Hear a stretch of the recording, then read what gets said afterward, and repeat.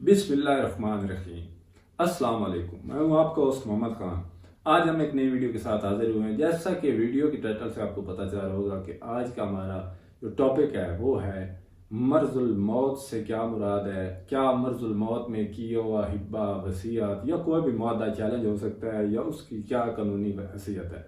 ये सवाल बाज किया है कि जी मर्जुल मौत में किया हुआ हिब्बा क्या चैलेंज हो सकता है, क्या मर्जुल मौत में की हुई वसीयत चैलेंज हो सकती है। तो आज हम इस बारे में देखते हैं कि मर्जुल मौत में कौन कौन सी चीज़ें जो की गई हों वो चैलेंज हो सकती हैं और इसको हम कैसे चैलेंज कर सकते हैं।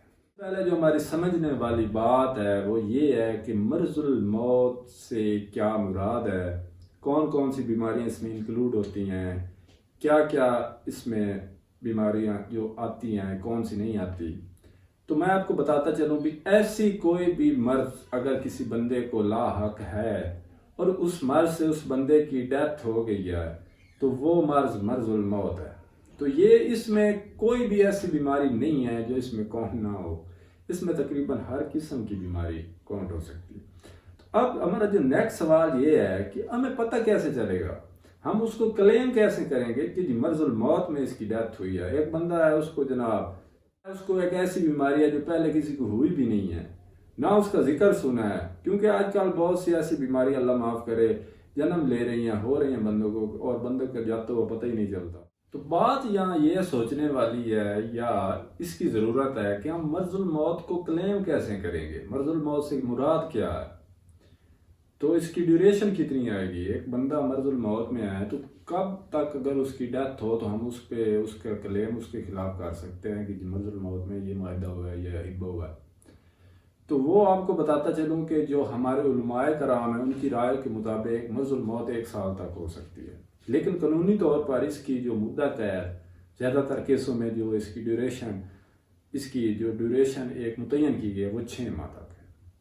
तो 6 माह तक अगर एक बंदे को एक मर्ज लाहक है और वो मर्जुल मौत है, मतलब उसी की वजह से उसकी डेथ हुई है, चाहे उसको कोई भी ऐसा मर्ज है लेकिन डेथ उसकी वजह से हुई है तो वो मर्जुल मौत है। तो उसमें लेकिन बाद सूरतों में ऐसा होता है कि अगर एक बंदे फॉर एग्जांपल एक बंदे को कैंसर है, ब्लड कैंसर है, लेकिन उसकी डेथ लास्ट 6 मंथ में, मतलब उस 6 मंथ से पहले कि उसको कैंसर है, ब्लड कैंसर है, लेकिन उसकी डेथ एक कार हादसे में हो गया तो वो भी मर्जुल मौत में काउंट होगी, क्योंकि उसको बीमारी तो इतनी बड़ी थी ना कि उसकी डेथ हो सकती थी, उसकी पॉसिबिलिटी थी। तो मर्जुल मौत वो चीज़ हम उसको काउंट करेंगे।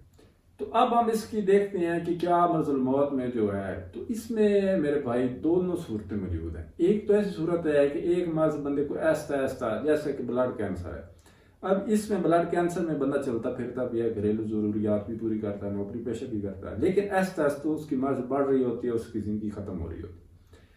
तो ऐसी सूरतों में जहाँ बंदे का दिमाग ठीक हो, वो काम ठीक करे, वो मतलब लाचार ना हो, अपना काम खुद कर ले, तो ऐसी सूरतों में हमारा जो शरीयत है वो हमें इस बात की इजाज़त देती है कि 1/3 हिस्सा वो हिब्बा कर सकता है, गिफ्ट कर सकता है, बेच सकता है, मतलब उसका वो मुआहदा कर सकता है, लेकिन उससे ज़्यादा वो नहीं कर सकता। अगर हिब्बा उससे ज़्यादा किया होगा तो वो ख़त्म बातिल होगा, ख़त्म हो जाएगा, लेकिन 1/3 तक है। लेकिन ऐसी सूरतें जिसमें मर्जुल मौत में बंदा बिल्कुल होश व हवास खो बैठे तो उसमें हम क्लेम ये करते हैं कि उसमें कोई भी उसका मुआहदा, उसकी वसीयत, उसका हिब्बा, कोई भी ऐसी चीज़ एग्रीमेंट जिसमें 2 पार्टियां शामिल हो और एक पार्टी वो बातिल होगा, वो वैलिड नहीं होगा, वो रिवोकेबल होगा, उसको आप रिवोकेबल उसके खिलाफ आप रेमेडी हासिल कर सकते हैं।